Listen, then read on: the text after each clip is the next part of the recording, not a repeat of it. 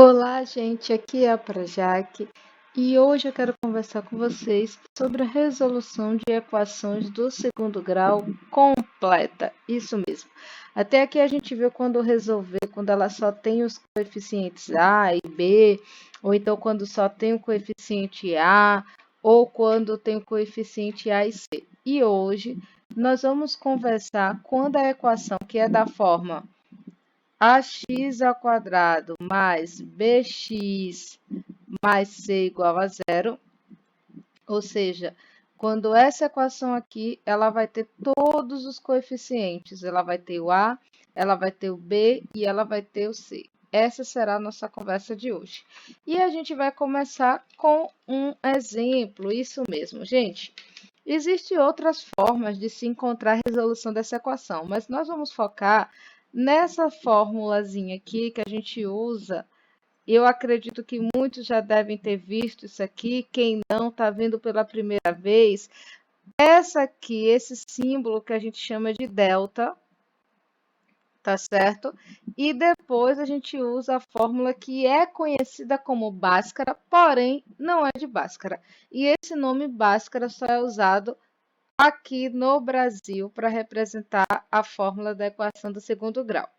Então, em outro vídeo, vocês vão ver a história sobre quem é Bhaskara e por que essa fórmula leva o nome dele somente aqui no Brasil. Então, gente, pensando nisso, a fórmula diz o seguinte, ó, delta é igual a b ao quadrado menos 4 vezes a vezes c.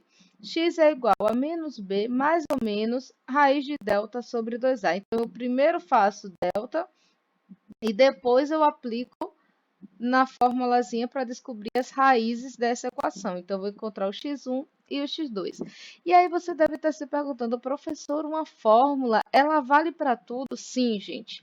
Essa fórmula aqui serve para a gente resolver equações completas, equações incompletas. Então, foi uma fórmula que veio para resolver qualquer equação do segundo grau. Então, vamos resolver, começando aqui com esse exemplo. Olha só. Eu tenho aqui essa situação. X ao quadrado mais cx mais 8 igual a zero. Você deve estar se perguntando, Pro, e a fórmula? O que é que eu faço? Gente, sempre que vocês precisam resolver uma fórmula, a gente vai substituir. E nessa fórmula, a gente vai substituir quem? B, A e C. Então, eu tenho que aprender, olhar novamente o vídeo sobre coeficientes para me saber quem é o A, quem é o B e quem é o C, para me poder resolver a fórmula de delta e Bhaskara. Então, veja só, eu tenho aqui x ao quadrado. Quem é que está na frente dele? Se não aparece, o A é 1. Eu tenho B, que é o 6x. Quem está na frente dele? O 6. Então, o 6 é meu B. E o C é o 8, que é a constante, que fica aqui solitária. Então, vamos lá. Pensando nisso, a gente agora vai substituir na fórmula, começando com delta igual b ao quadrado, vou colocar agora 6 ao quadrado, utilizando essa fórmula aqui. Então, menos 4 vezes a, aonde tem a, eu vou colocar 1, vezes c, aonde tem c, eu vou colocar 8, porque eu já descobri, olhando a minha equação, quem era cada um deles. E agora eu vou resolver, gente, primeiro a potência e as multiplicações, né? 6 ao quadrado, ó, eu vou ter o seguinte, que delta é igual a 36, menos, porque não tem nenhum sinal negativo no A ou no C para me fazer jogo de sinais, então menos. 4 vezes 1, 4. 4 vezes 8, vocês logo vão me dizer aí, Pro, é 32. Prontinho. Então, aqui eu vou fazer o seguinte, que o meu delta é igual a 36 menos 32, que é 4. Pronto. Chegando nessa parte, eu vou olhar o seguinte. Delta está positivo? Eu encontrei um resultado positivo? Sim, professor. Então, eu vou continuar e usar a outra fórmula. Caso meu delta desse negativo, a gente ia parar aqui e dizer que não existe solução para essa equação.